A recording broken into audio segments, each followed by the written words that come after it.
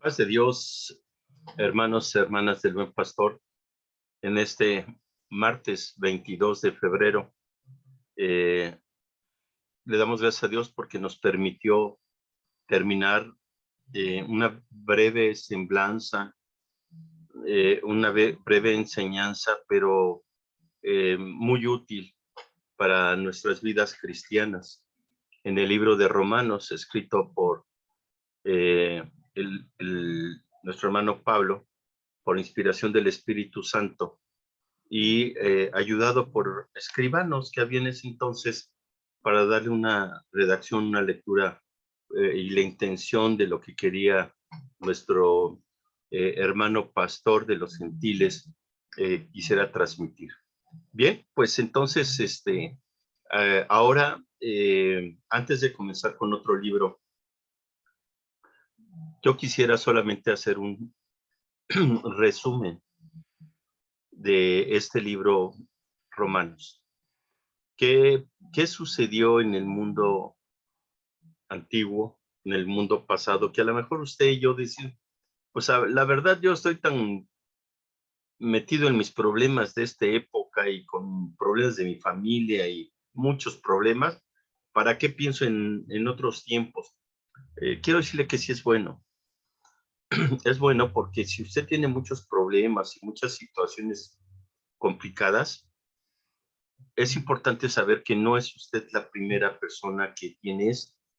A través de los siglos y a través de nuestros hermanos. Precisamente el domingo, nuestro hermano Oscar nos decía que los cristianos desde el inicio empezaron a sufrir con la persecución de Pablo y después con muchos otros más, los mismos judíos, e inclusive judíos cristianos, persigue a la iglesia de los gentiles cristianos y para poder dar una semblanza de todo lo que pasó en el libro de Romanos, es importante que usted no se pierda esta lección, esta última lección del resumen del libro de los Romanos.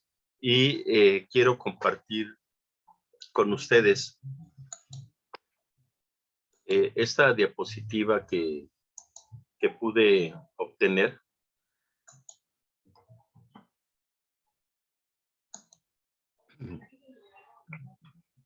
El mundo romano, ¿verdad?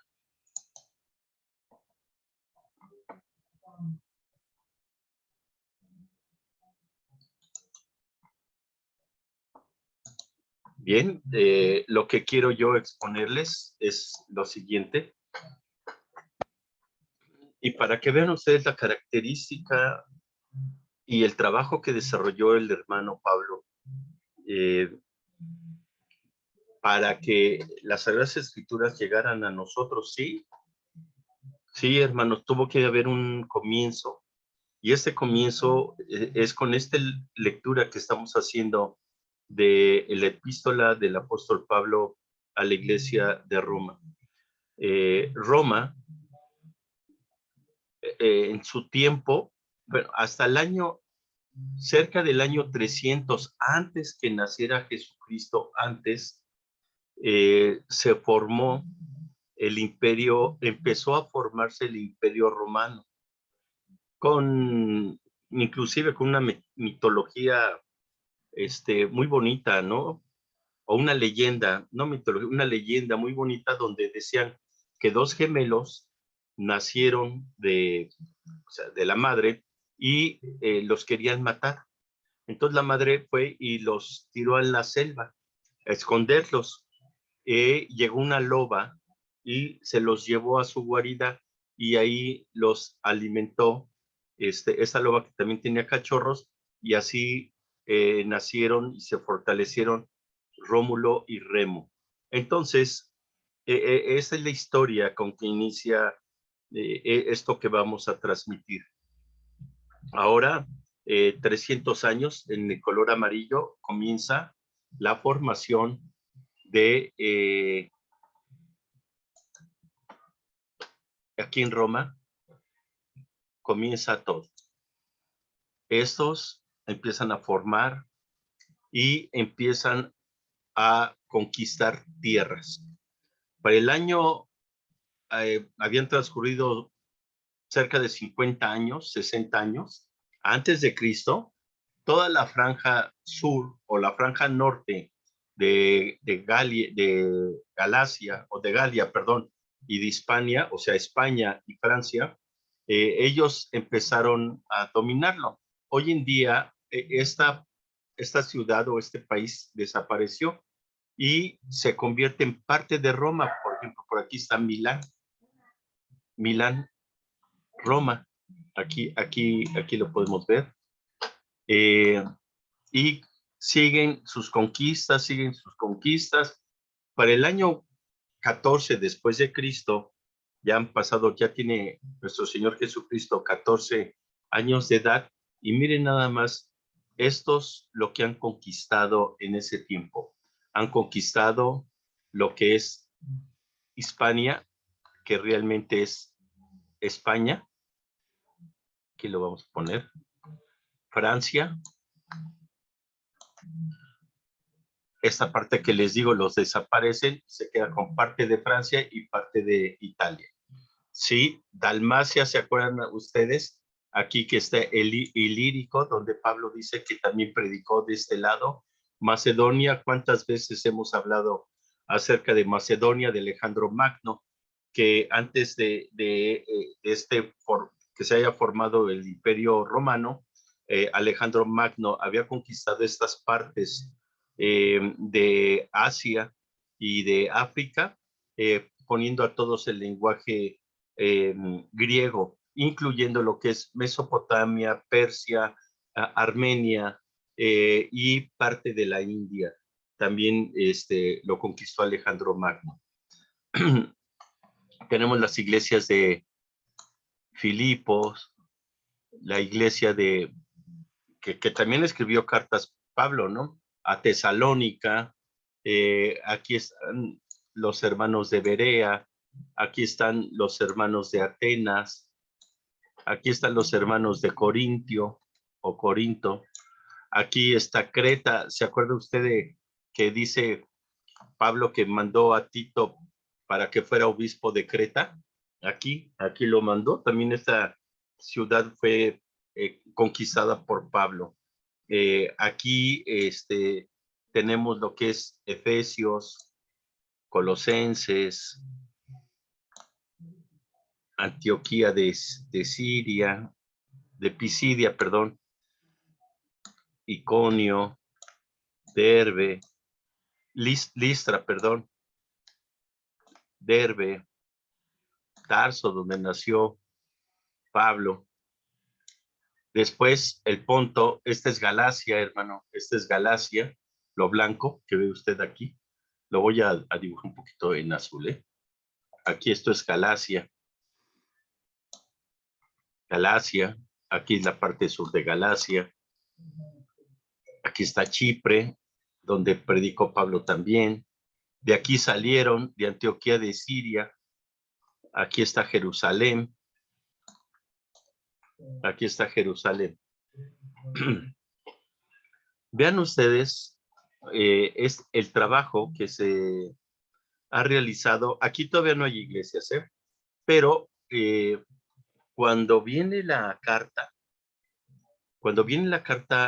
del apóstol Pablo a la iglesia de Roma, estos la recibieron, la leyeron, la empezaron a escudriñar, empezaron a transformarse, empezaron a cambiar, al igual que los hermanos de Corinto, los hermanos de Atenas, de Grecia, los hermanos de Macedonia, los hermanos de Ilírico. Todos ellos empiezan a transformar sus vidas, a cambiar, hermano, y empieza a surgir el amor de Cristo Jesús en plenitud, en actitud, en fortaleza, en testimonio. Y era una iglesia, hermano, que sonaba por muchos lados, porque donde había una iglesia cristiana, había cambios radicales en las personas, incluyendo en Creta. Los griegos, hermano, decían que si querías ver a alguien perezoso, que si alguien que nada más quisiera vivir de los demás, son los de Creta. Pues ahí también se formó una iglesia y también cambió su estilo. Los hermanos, recuerden en Éfeso, lo que era el santuario de la diosa Artemisa.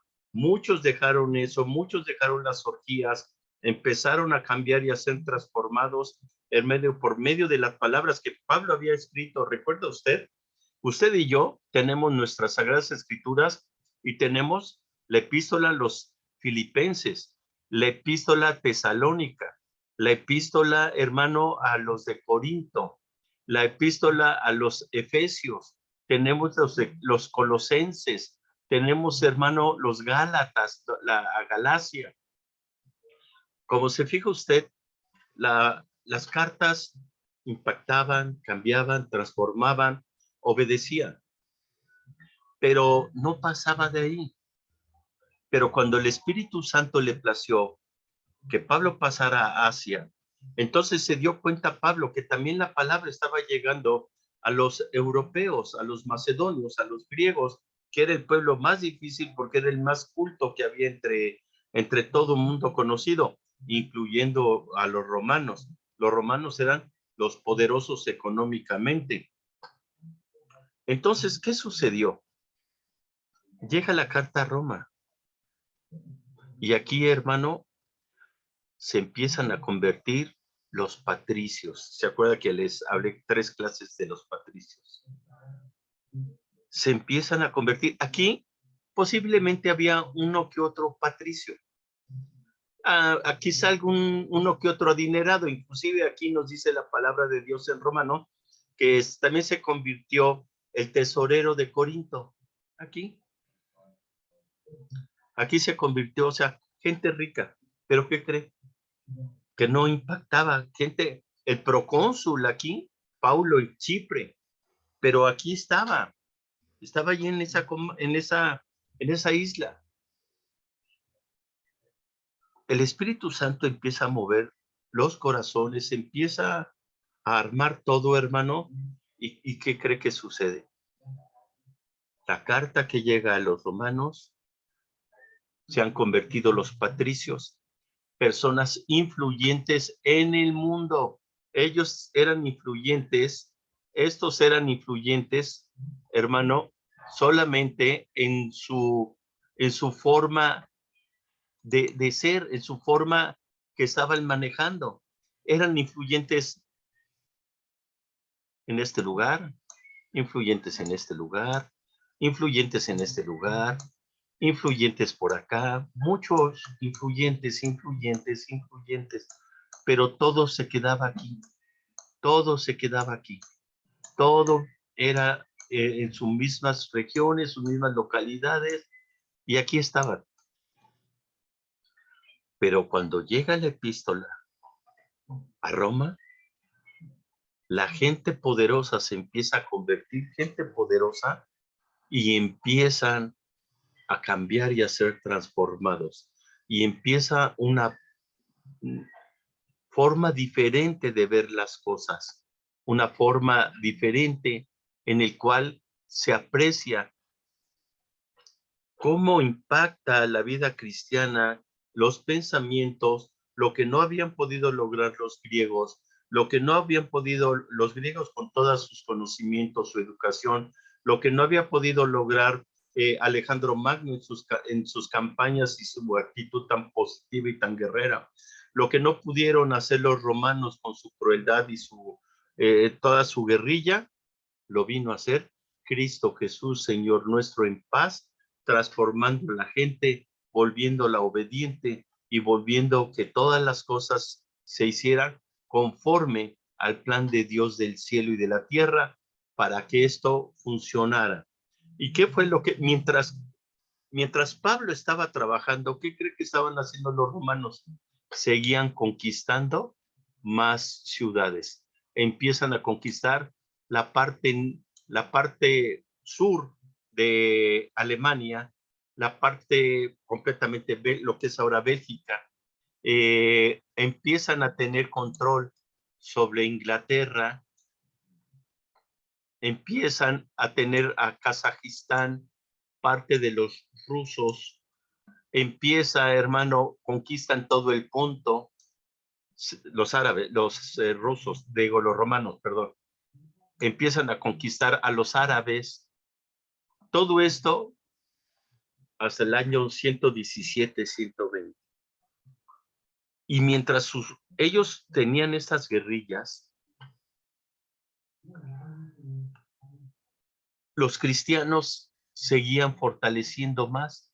Ya habían tenido expansiones en España, porque le digo que aquí son patricios y normalmente el César manda a los patricios a gobernar o establecerse en colonias fuertes, o los comerciantes cristianos empiezan a bajar a los lugares céntricos de Europa y empieza a haber, hermano, un crecimiento total en todas las partes dominadas por los romanos, hasta el grado que en Inglaterra ya conocían la palabra de Dios. Pero ¿qué pasó en ese inter? Como decía nuestro hermano Oscar, eran perseguidos. Está bien. Por el año 300 aproximadamente fue tan cruel, ya también lo dije en otra clase, fue tan bárbara el perseguir a los cristianos, que es a donde vemos en las historietas, en los libros, cómo echaban a los cristianos al Coliseo Romano, donde habían animales depredadores que los dejaban morir de hambre y luego los soltaban donde había niños cristianos, mujeres cristianas, varones cristianos, ancianos cristianos, los ponían al centro y los leones, las fieras los destruían. Pero sucedió algo muy curioso para nosotros, pero el Espíritu Santo tenía control. Por ahí así del año 325, algo así, cerca del cuarto siglo, el César en Roma, llamado Constantino, agarra su ejército y va a pelear con su tío en Asia, que se decía ser emperador. Entonces, el encuentro iba a ser aquí en esta parte de Asia. Este es Constantinopla, a nombre de el César Constantino. Aquí se los voy a marcar un poquito más de otro color para que usted tenga, ¿sí?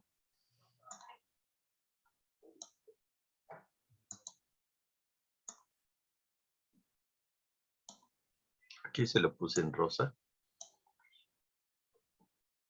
Aquí empieza, aquí se instala después de que gana.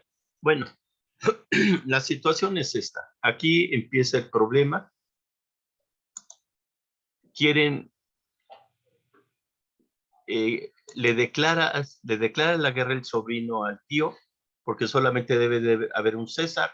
El tío tiene el triple de soldados y el sobrino no tantos. Y empieza a prepararse para pelear.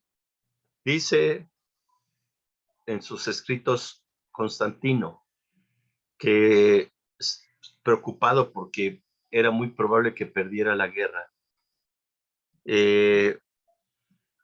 Está dormido y se pone inquieto y lo despierta una voz y que le dice que saliera de su casa de campaña. Salió y vio el cielo estrellado y de repente vio como una cruz y una paloma. Y dijo, pon en tus escudos la cruz y estandartes con la paloma, y con eso te vas a enfrentar a tu tío y vas a ganar la guerra.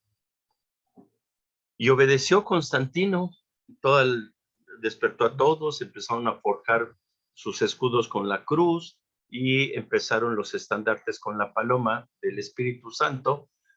Bueno, él no lo sabía todavía Constantino, se enfrenta con su tío y gana la guerra. Conquista y se vuelve otra vez un solo César, que se llama Constantino, y Constantino dice, a partir de aquí, de este momento, la única religión que va a prevalecer en todos mis reinados es la cristiana. Así fue, cristianos. Y entonces empiezan a ver, hermano, obispos, obispo en Roma, obispo en Egipto, Alejandría, aquí. Obispo en Roma, dijimos, vamos a poner otro aquí, obispo en Asia, obispo en Armenia.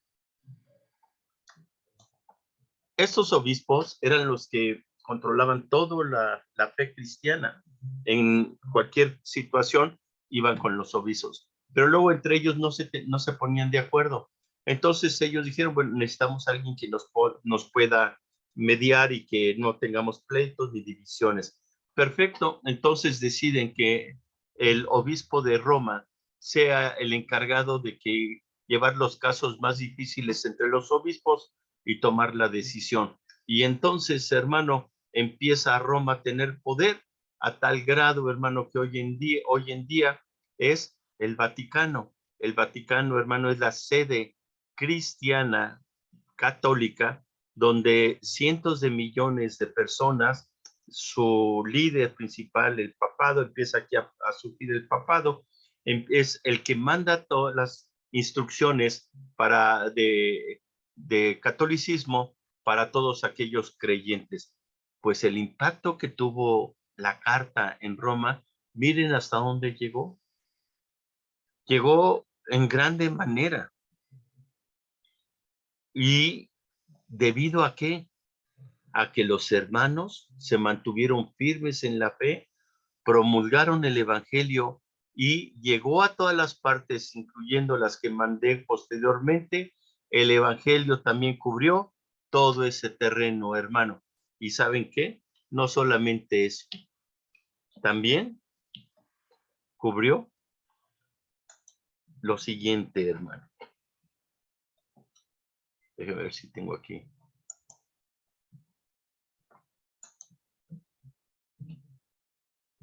Viene y se empieza a extender, hermano, por por todos los lugares.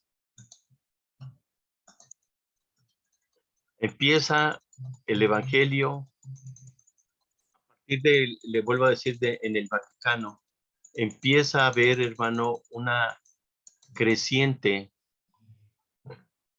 evangelización, y no solamente en Roma, como lo habíamos visto aquí, no solamente en España, en Francia, Inglaterra, Alemania, Egipto, Jerusalén, Asia, Éfeso, Filipos, Tesalónica, Corinto, Creta, Chipre. Todo esto, hermano, a raíz de que la carta empezó a convertir a los principales patricios romanos en ese entonces, hoy en día, hermano, el evangelio ha alcanzado América Latina, África, hasta Australia, hermano, parte de los rusos, parte de los japoneses, chinos, coreanos, todos los, el continente oceánico, hermano, incluyendo árabes también. Ha sido impactante la carta que el Espíritu Santo toma a Pablo, lo envía a Roma. Posteriormente es verdad, Martín Lutero dice, si me dejaran escoger un libro del Evangelio, yo me quedaría con el libro de Efesios. O sea, no dudo que los demás libros no tengan poder ni autoridad, claro que sí, pero pienso que el libro que llegó con poder, con autoridad, para transformar e impactar el resto del mundo conforme al propósito de Dios, que se diera a conocer el Evangelio, fue a los romanos. Fue a la iglesia de Roma. Y esto nos hace entender y ver cómo el Señor ha bendecido la vida de aquel que predica, la vida de aquel mujer u hombre que entrega su vida a Cristo Jesús, Señor nuestro. Ellos tuvieron problemas igual que nosotros. Ellos, su difusión fue más lenta que la nuestra. Con trabajos tenían literatura. Recuerde usted que después del año 400, 500, del año 500, hubo la Edad Media. Otros le llaman la Edad del Oscurantismo.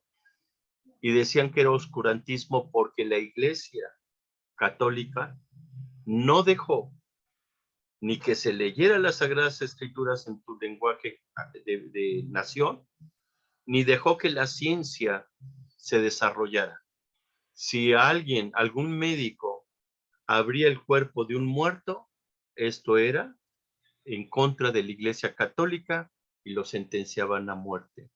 Empezó la Inquisición a funcionar en los países, en los continentes que le mostré hace un momento, y la Inquisición, ellos verificaban que en esa edad, en ese tiempo, no se pudiese leer las Sagradas Escrituras. Decía, aquel ignorante que lee las Sagradas Escrituras se hará acreedor de muerte porque es palabra de Dios y solamente los elegidos, solamente los que pueden saber hablar en latín podrán interpretar correctamente las Sagradas Escrituras.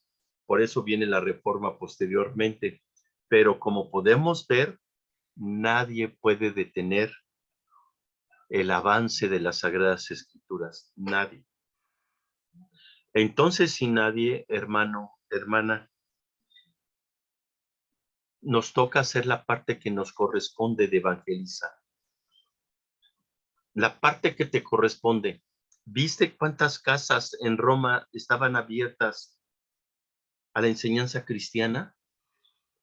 ¿Por qué no pides al Señor sabiduría y abres tu casa? Invitas a la gente. Y si tú dices, hermano, es que yo soy escaso de palabra, como dijo Moisés a Dios, ¿sabes qué? No estás sola, no estás solo. Tienes una familia cristiana que te puede verdaderamente bendecir y poder decir que esa familia cristiana va a ayudarte para que esas personas que tú estás invitando vayan a los pies de nuestro Señor Jesucristo y sean transformadas. Y no sé si con el tiempo uno de ellos viva en los cerros de Puebla, en la sierra de Puebla, en la sierra de Hidalgo, en la sierra de Jalisco, en la sierra de Oaxaca, y que vayan ellos y también alimenten al pueblo de la palabra de Dios. Es impactante lo que sucedió con la epístola de los romanos. Y si sucedió de esa manera, hermano, ¿no podrá impactarte a ti? ¿No podrá impactarte? No habíamos hecho un espacio para poder hacer un resumen de una epístola. Ahora ya lo hicimos. Ahora ya lo tienes. Piénsalo. Piénsalo y el Señor nos bendiga.